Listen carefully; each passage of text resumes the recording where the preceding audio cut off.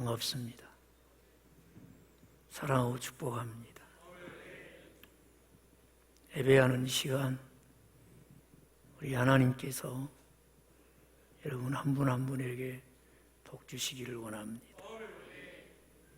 하나님께서 이 시간 우리에게 주신 말씀은 로마서 8장 12절 말씀부터 17절 말씀까지입니다.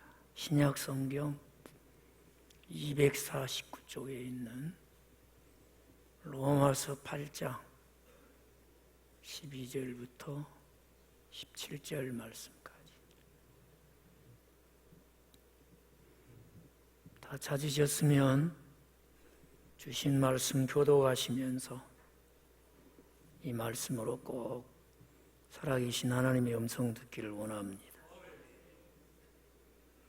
그러므로 형제들아, 우리가 빚진 자로 돼 육신에게 져서 육신대로 살 것이 아니니라.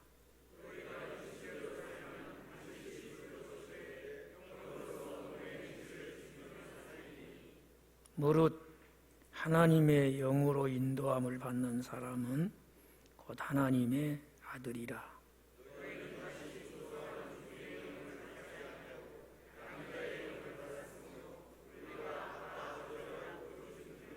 성령이 친히 우리의 영과 더불어 우리가 하나님의 자녀인 것을 증언하시나니, 자녀이면 또한 상속자 곧 하나님의 상속자요 그리스도와 함께 한 상속자니, 우리가 그와 함께 영광을 받기 위하여 고난도 함께 받아야 할 것이니라.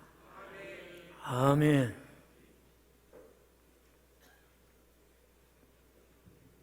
군인은 무엇하는 사람인가요? 싸우는 사람? 나라 지키는 사람이지. 물론 나라를 지키기 위해 싸움도 하지요. 의사는요? 환자를 고치는 사람. 다 아는 얘기죠. 소방관이나 119 구조대원은 불 끄는 사람이고 위기에 처한 사람 구조하는 일을 하지. 그럼 경찰관은요? 치안을 담당하는 거고. 성령님은요? 엄청 어려우신가요? 성령님이 나와 함께 하심을 믿으시면 아멘 합시다. 그리고 여러분들은 하나님의 아들이고 딸이에요. 근데 나와 함께 하시는 성령님이 하시는 일을 모른다. 섭섭하지요. 누가 섭섭할까요? 성령님이 섭섭하지요. 성령님이 나와 함께 하시는 것을 안다, 믿는다는 것과 그 성령님이 내 안에서 어떤 일을 하시는가를 아는 것은 또 별개인가요? 그러면 안 되지요. 요한복음 14장은 예수님이 세상을 떠나시기 전에 마지막으로 하신 설교의 시작입니다. 예수님의 고별 설교를 접한 제자들과 무리들이 충격을 받아요. 아니, 주님 떠나시면 우리는 어떻게 되는 것입니까? 그랬더니 걱정하지 마라. 내가 너희를 떠나는 것이 오히려 너희에게 유익이 될 거요. 왜냐하면 보혜사 성령을 너희에게 보내리라. 이렇게 요한복음 14장 26절에서 주님이 약속을 하셔요. 성령님을 보혜사라고 소개합니다. 보혜사 그러면 당시의 사람들은 그분이 무슨 일을 하시는지 금방 알았어요. 여러분이 성령님 하시면 그분이 우리 안에서 어떤 일을 하시는지 금방 아는 것처럼. 그 설교를 듣고 있는 사람들은 보혜사 성령을 보내주마 할 때 우리를 위로하실 분을 보내주시는구나. 예수님처럼 우리와 함께 하시며 우리를 위로하실 분을 보내주신다는 약속이구나. 또 보혜사 하면 우리의 상담자를 보내주신다는 것이구나. 그래서 우리가 이 세상을 살면서 궁금하고 몰라서 어려움에 처할 때 무엇이든지 물어만 보면 성령님께 보혜사께 문의만 하면 다 알려주실 우리를 상담해 주실 분을 보내주신다는 말씀이구나. 또 조금 더 한 가지를 첨가해서 설명하면 우리의 변론해 주시는 변호사를 보내주겠다는 것이구나. 심지어 우리가 하나님 앞에 설 때에 우리의 변호사가 되어주실 분을 보내셔서 전혀 어려움이 없도록 할 보혜사를 보내주시겠다는 약속이구나. 그렇게 알았어요.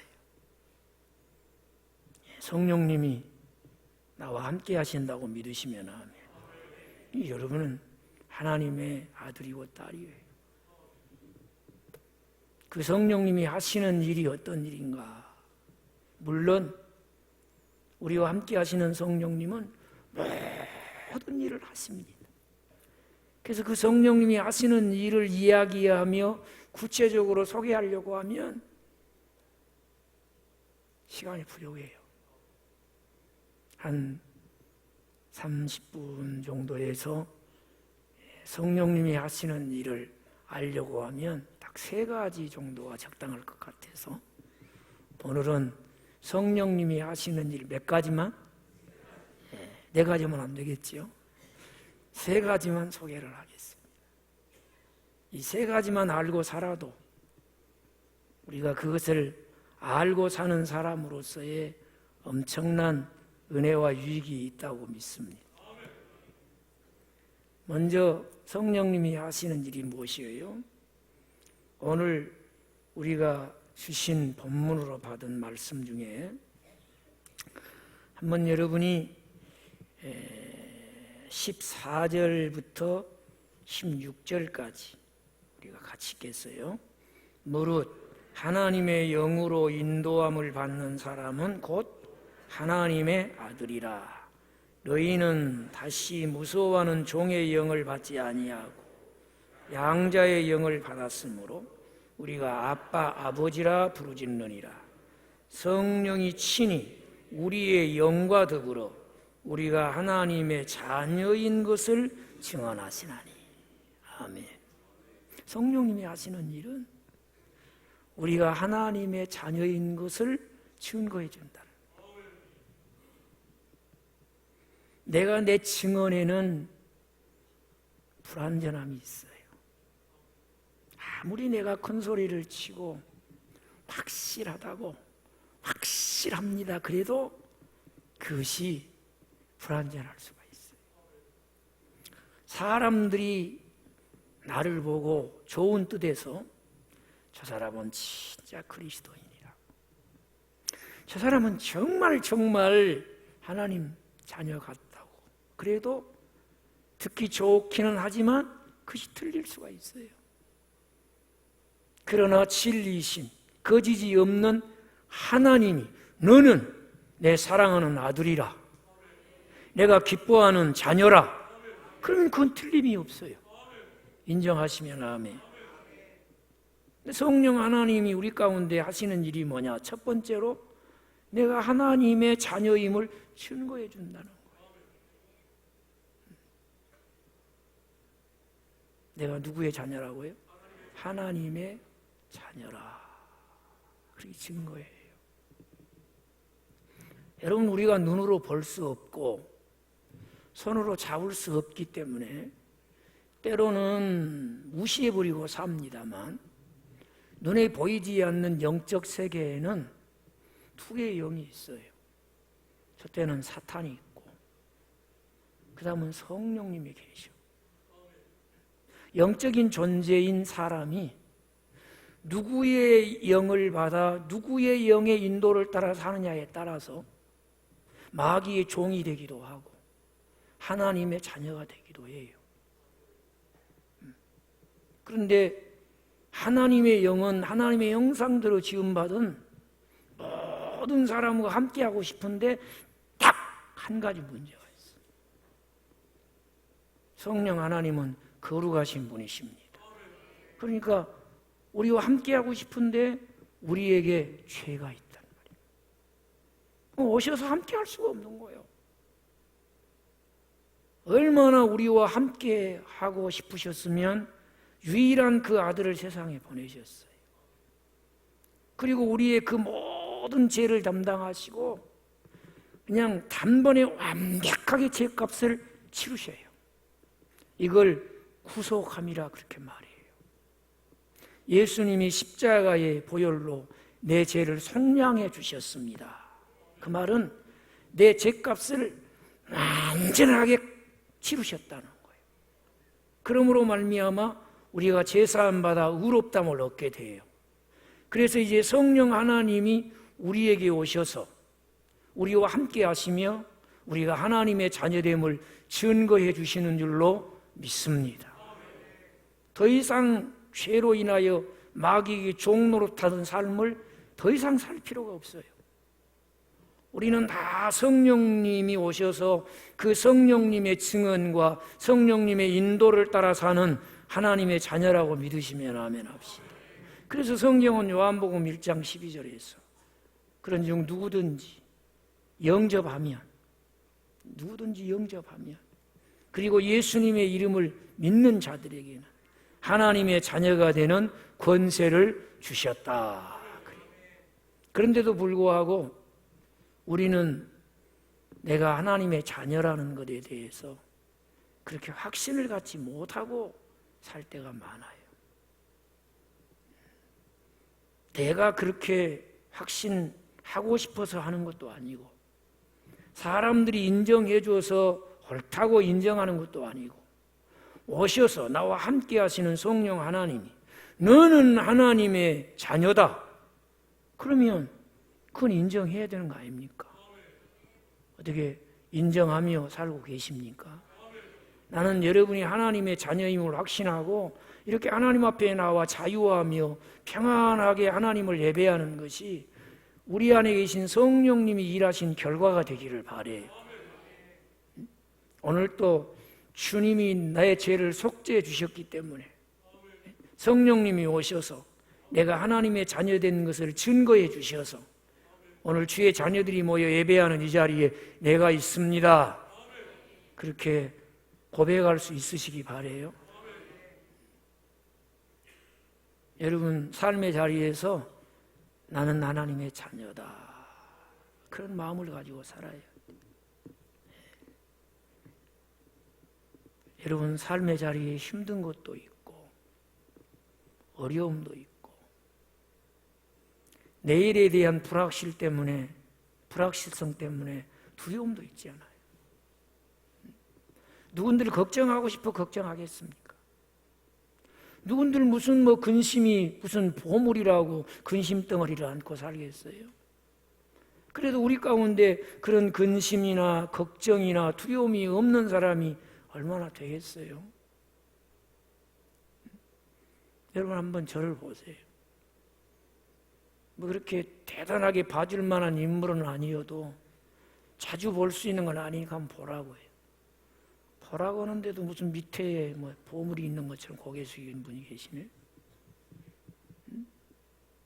한번 봐보시오. 여러분 그렇게 어려우니까 힘드니까 두려움이 있으니까 누구 찾아야 돼요? 아버지 찾아야죠. 하나님이 아버지라고 믿으신 분 안에 한번 불러보시오. 아버지 같은 분도 있고 동네 아저씨 같은 분도 계시고 한 번 더 하나님 아버지 불러봐요. 아버지 하나님. 하나님이 제일 반갑게 부르는 소리를 듣는 음성이 어떤 음성이냐? 나는 여자가 되어보지 못해서 모르지만은 제가 깨달은 것은 딸이 친정 아버지 부르듯이 부르는 거예요. 아버지에 대해서 별로 감정이 안 좋은 분이 있는 것 같아요. 하나님 앞에는 여러분이 감정 상할 일이 없잖아요. 아버지 하나님, 시작. 불러보세요. 힘들 때 찾아보세요. 두려움이 있을 때 여러분이 그 이름을 불러봐요. 하나님이 내가 여기 있다고 말씀해 주실 거예요. 반백년을 지난 얘기입니다. 그럼 몇 년 지난 얘기예요? 50년 이전의 얘기요. 저는 초등학교 다닐 때 우리 반에 대단한 아이가 있었어요. 이 아이는 아주 다른 아이들보다도 생동감이 넘치고 선생님들도 차별하지는 않았겠지만 우리가 느낄 때는 이 아이에게 잘해주는 것 같이 느껴지는 아이가 있었어요. 그리고 이 아이는 자기가 조금 불리하면 우리 아버지가 누군 줄 아냐 막 그래요. 자기가 누군 줄 아냐. 대단한 아버지를 둔 아이였어요. 이 아이는 입고 다니는 것이랄지 공부할 때 쓰는 학용품이랄지 제일 이 아이가 기가 사는 때는 그때는 공부도 열심히 하는 것 같은데 도시락 먹고 놀라고 그랬는지 왜 도시락을 싸우라고 했는지 모르겠어요. 도시락 싸가지고 가면 그냥 막 뛰어가느라고 그냥 비빔밥 돼가지고 그런 밥 잡숴오시면 말할 거야. 그러면 점심 때 먹으려고 하면 이게 비빔밥이 다 돼 있어 벌써. 그때 다른 아이들은 조금 기가 죽는데 이 아이는 기가 살아. 뭔 얘기인지 아시겠죠? 그런데 이 아이의 아버지가 누구냐? 면장님이었어. 나는 이 아이가 얼마나 설레발을 치는지 그때 면장이 최고인 줄 알았어. 이야, 면장 아들 대단하구나. 우리 아버지는 왜 면장이 못 되셨을까?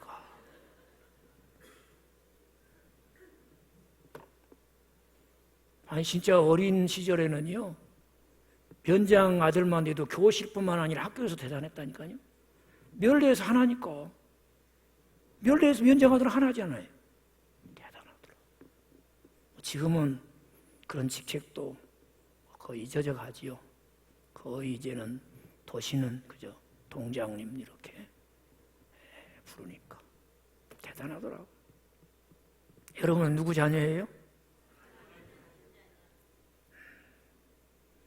하나님이 여러분 아버지시지요? 그러면 되는 거 아닙니까? 다윗이라고 하는 사람은 지금도 이스라엘 사람들이 존경하는 인물이에요. 왕이었고 적어도 성경이 말하는 왕은 그런 왕이 돼야 된다고 지금도 모델이 되어 있어요. 그런데 그런 다윗도요 시편 23편에 보면은 여호와는 나의 목자시니 그렇게 고백했어요. 내게 부족함이 없으리로다. 여호와 하나님이 내 목자시니까 끝났다는 거예요. 그러면 됐다는 거예요. 그런데 우리는 예수님 안에서 하나님이 누구시라고요? 아빠 아버지시라니까. 그러면 되는 거 아닙니까? 여러분은 삶의 자리에서 하나님을 언제 찾으십니까? 언제 부르십니까? 지난 한 주간을 돌아보니 여러분은 언제 하나님을 찾으셨습니까? 그 이름을 언제 불러보셨습니까? 왜 그렇게 하나님이 아버지 되심을 부끄럽게 여깁니까? 왜 하나님이 아버지 되신 것이 엄청 부끄러워요? 그런 분은 안 계실 거 아니에요? 이렇게 온 마음 다해 최고의 가치를 들여 예배하는 분이라면 하나님이 아버지 되심이 감사해야 되고 자랑스러워야지. 그럼 불러야지요. 근심이 있을 때, 고난이 있을 때, 그 현장에서 두려움이 엄습해올 때, 외롭고 힘들 때 여러분 누구 찾아야 돼요? 아버지 하나님 찾아야지. 누구 불러야 돼요? 아버지 하나님 불러야지요. 그렇게 보셔. 하나님은 여러분이 찾을 때 만나주십니다. 힘들어 어려워할 때 여러분이 붙잡으면 살 수 있는 사랑의 손을 내미시고, 여러분이 반드시 붙잡아야 될 자비의 손을 내미시고, 여러분이 붙잡기만 하면 살 수 있는 능력의 손을 내미셔서 여러분을 붙들어 주실 줄로 믿습니다. 여러분, 그는 하나님 자녀예요. 하나님 자녀. 이것을 입으로만 고백할 것이 아니라 입으로 시인하는 저와 여러분이 삶에서도 누가 나의 아버지시다? 하나님이 나의 아버지시다. 나는 보잘것이 없지만 우리 아버지 하나님은 대단하신 분이시다. 그거 좀 보여주면서 우리를 자녀 삼으신 하나님 체면 살려드리며 삽시다. 예. 아버지 체면 좀 살려드리며 살려고 말이에요. 성령님은 우리가 그렇게 살도록 우리 가운데 도와주시오. 또 성령님이 하시는 일이 무엇이냐? 한번 로마서 8장 26절, 27절을 같이 읽어볼까요? 성령님이 하시는 일을 꼭 집어서 우리에게 말씀해 줘. 자, 26절, 27절 읽습니다. 이와 같이 성령도 우리 연약함을 도우시나니 우리는 마땅히 기도할 바를 알지 못하나 오직 성령이 말할 수 없는 탄식으로 우리를 위하여 친히 간구하시느니라. 마음을 살피시는 이가 성령의 생각을 하시나니 이는 성령이 하나님의 뜻대로 성도를 위하여 간구하심이니라. 성령님은 우리의 기도를 도와주신다. 우리의 연약함을 도와주신다. 연약한 우리가 험한 세상을 살아가는데 성령님의 도우심으로 살기를 바라요.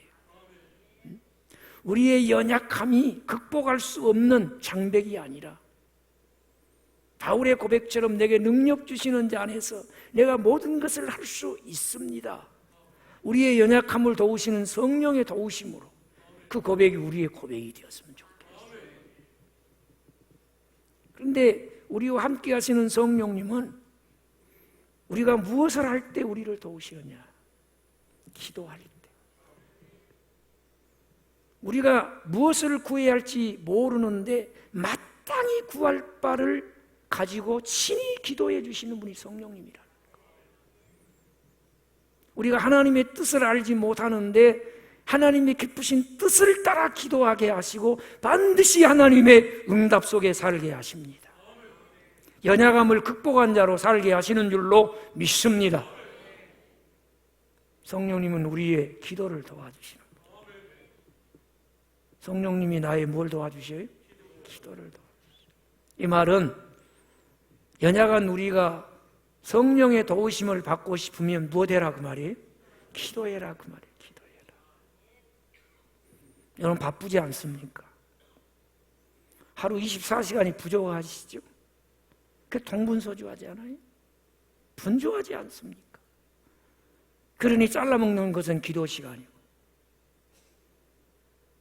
은혜로 산다면서도 24시간 내내 한 소절의 찬송을 감사하며 부를 여유가 없어. 월요일에도 시간이 없었어. 다른 것은 다 할 수 있었는데 찬송할 시간이 없었어. 왜? 바빠서. 화요일 날도 화사하게 웃기는 했는데 찬송할 여유가 없었어. 찬송할 여유. 수요일 날은 수수하게 웃었는데 한 소절을 찬송할 여유가 없었어. 목요일 날은 목숨 걸고 웃었는데 찬송할 여유는 없었어. 금요일 날은 금방 웃고 또 웃었는데 찬송할 여유가 없어. 바빠서. 잘라먹는 것은 기도 시간이에요. 친구 만나 차 마시고 수다 떠는 시간은 많은데 기도 시간은 없어. 그러니 함께 하시는 성령님이 도와주실래야 도와주실 수가 없는 거예요. 이것이 육신대로 사는 사람이요, 영의 인도하심을 받지 못하는 자의 삶의 특징이란 말이에요. 자, 한번 우리가 본문은 아니지만은 로마서 8장 5절부터 몇 절을 같이 읽으십시다. 5절부터 같이 읽겠습니다.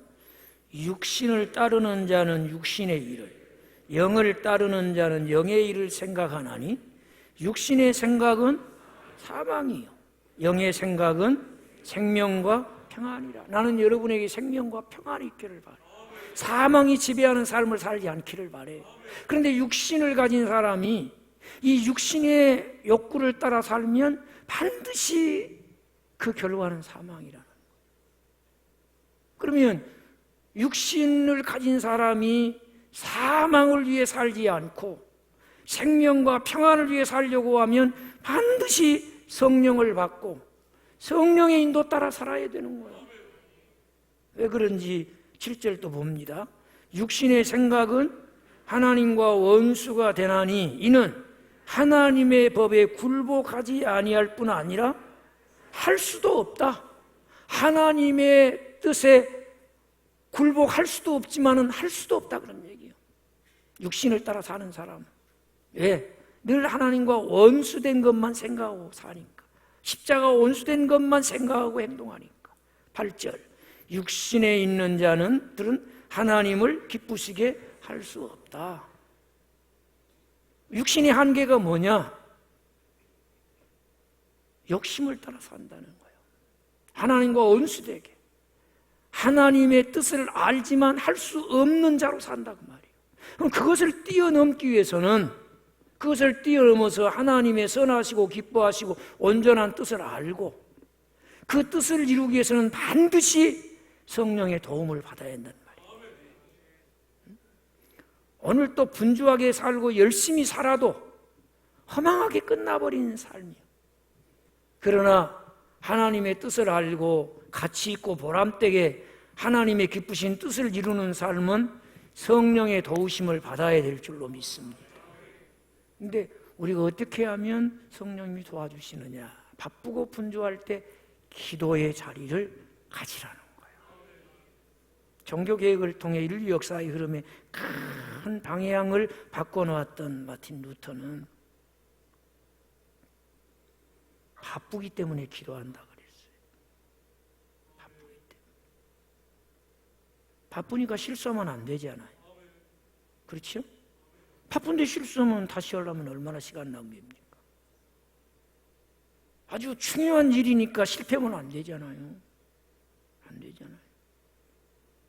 그러니까 나는 기도한다. 이 역설을 우리가 실천할 수 있기 바랍니다.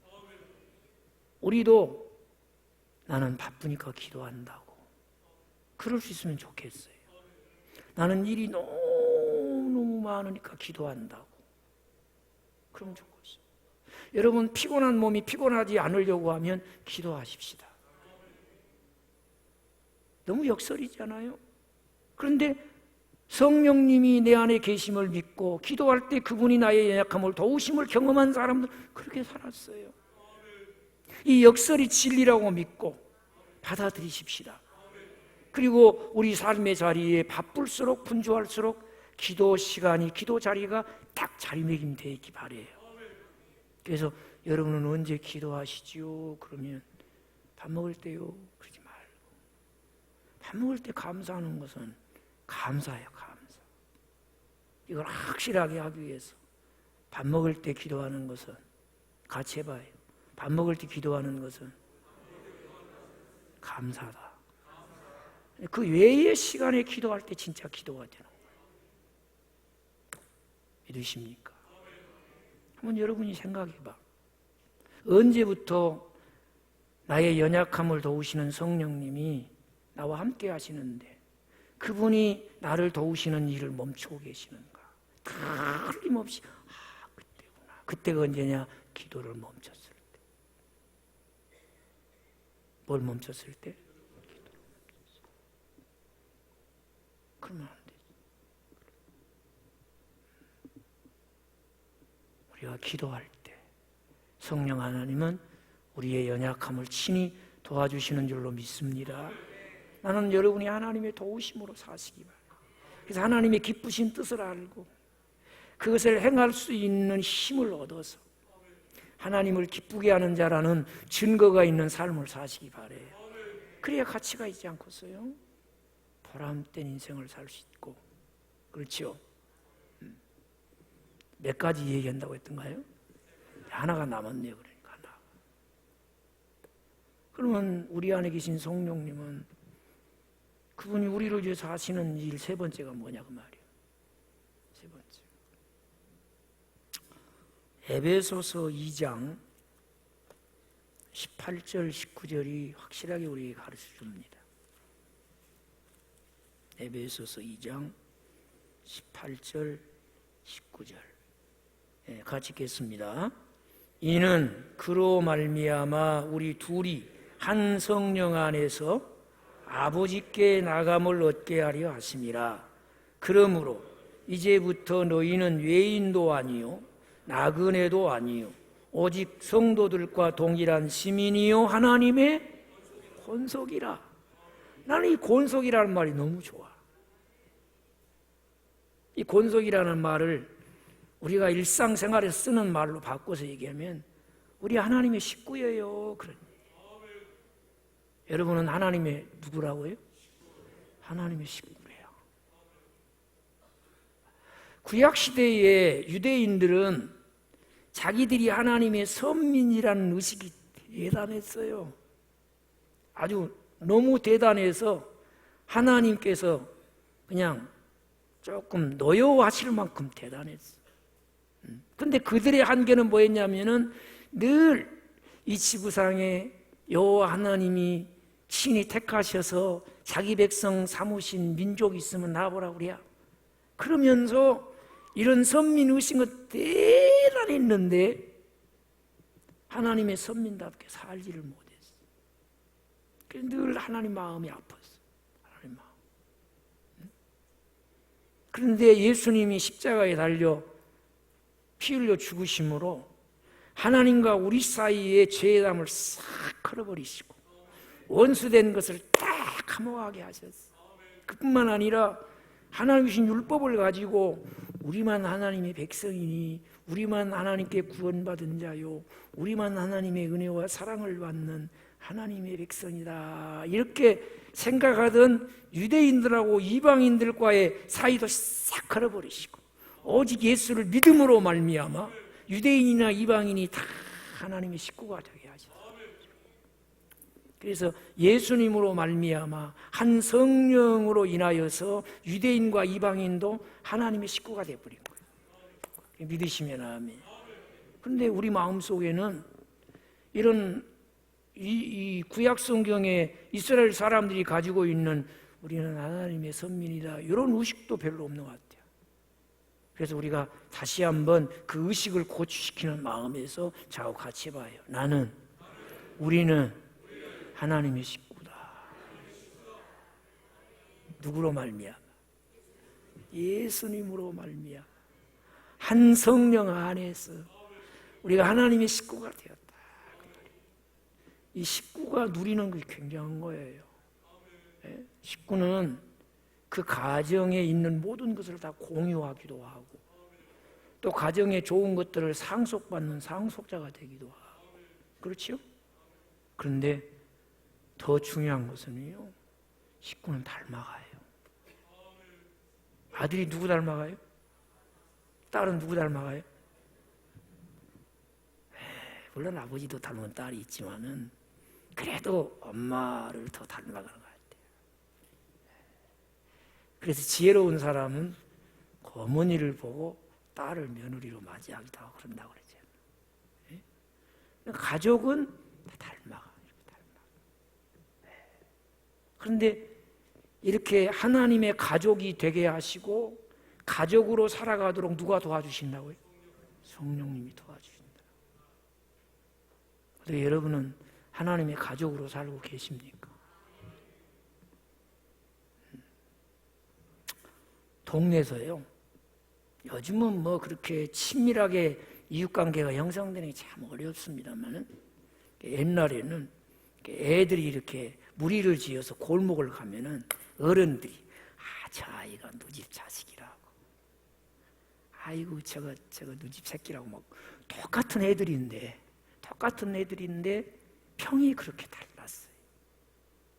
애가 좀 태도가 반듯하고 인사성이 밝고, 그러면 꼭 어른들이 아이고 누집 자제분이 저렇게 인사성이 밝대야, 그렇게 칭찬을 해줬어요.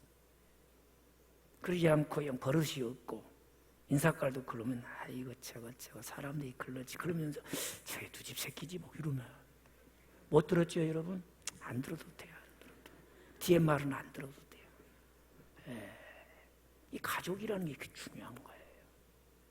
그러니까 우리가 이 세상 나가서 살면서 이 세상을 어쩔 수 없이 하나님의 가족하고 마귀에게 종노릇하는 사람들하고 어울려 살잖아요. 그러면 우리가 하나님의 가족이라면, 하나님의 가족답게 산다면 저 사람은 누구 자녀 같다? 그것이 하나님께 영광 돌리는 거예요. 근데 우리가 그렇게 이 세상을 살아가도록 누가 도와주신다고요? 성령님이 도와주시죠. 하나님, 오늘도요 허락하신 삶의 자리에 나가서 믿는 사람 안 믿는 사람 이렇게 함께 어우러져 살 거예요. 그런데 제가 그 속에서 뭐 잘한 것을 자랑하면서 막 의시되거나 내가 다른 사람들보다 막 우월한 것을 드러내 보여가지고 막 자랑하거나 그런 것보다도요, 나와 이렇게 함께 어울려 함께 했던 사람들이 나를 통해서 예수님 보게 해주세요. 아멘. 오늘 또 삶의 자리에서 함께 살 때 나를 통해서 하나님 생각나게 해주세요. 근데 그것이 우리 쉽지 않단 말이에요. 막 서로 막 욕심내며 막 처절하게 치열하게 살아내다 보면 나도 안 믿는 사람은 똑같아져 버려. 막 욕심내고 막 이겨먹으려고 그러고 막 그냥 속이려고 그러고 막 별의별 생각들이 막 나를 지배해. 근데 그런 것을 딱 떨쳐버리고 하나님 가족답게 살도록 누가 도와주시오? 그렇게 인정하시면 아멘. 그렇게 좋은 일을 해주시는 성령 하나님께 도움을 구해야죠. 안 된다고 하지 말라고. 안 된다고 나는 틀렸다고 그러면 안 돼. 성령님이 계시니까 할 수 있다. 해보자. 하면 된다. 성령님 도와주세요. 오늘 또 주님을 봐야 될 사람들에게 주님 찾아오셔서 드러내시는데 나를 합당한 자로 써주세요. 누가 그렇게 해요? 성령님이 그렇게 하신다니까. 성령님은 그렇게 예수님을 드러내기 위해서 증거하기 위해서 오신 분이에요.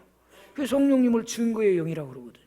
그분이 우리 안에 계시니까 부족하지만 우리를 통해서 험한 세상 살지만 그 삶의 자리에서 예수님을 드러내게 하시고 하나님 가족으로 하나님 생각나게 하는 일을 누가 할 수 있도록 도와주신다? 우리 미리 겁내지 말라고. 두려워하고 미리 막 각본을 짜고 그럴 필요 없어. 누구를 의지하고? 성령님을 의지하고 그분의 도우심을 구하면 하나님 가족으로 살아가게 된다고 믿으시면 얼마나 감사해요. 그 성령님을 인정하세요. 환영하세요. 그 성령님을 의지하십시오. 이 성령 하나님이 우리 가운데 계시면서 하시는 일이 계속해서 일어날 수 있기를 바래. 그러기 위해서 우리가 성령 충만해야 돼. 우리 서로 인사해요. 성령 충만합시다. 그래서 이 시간 이후로는 우리 안에 계신 성령님이 하시는 일이 아름답게 이루어지고 드러나는 우리 모두가 되기를 주의 이름으로 축복합니다. 기도하겠어요. 아버지 하나님, 성령님이 하나님 자녀됨을 증거하시고 기도할 때마다 연약한 우리를 도와주시며 부족하지만 우리를 하나님 가족으로 살게 하사 예수님 드러내며 하나님 생각나게 하는 구별된 삶을 살게 해주시니 고맙습니다. 성령 충만하게 하여 주옵소서. 성령님 의지하고 성령님이 우리 가운데서 일하심이 아름답게 뚜렷하게 드러나게 하옵소서. 예수님의 이름으로 기도합니다. 아멘.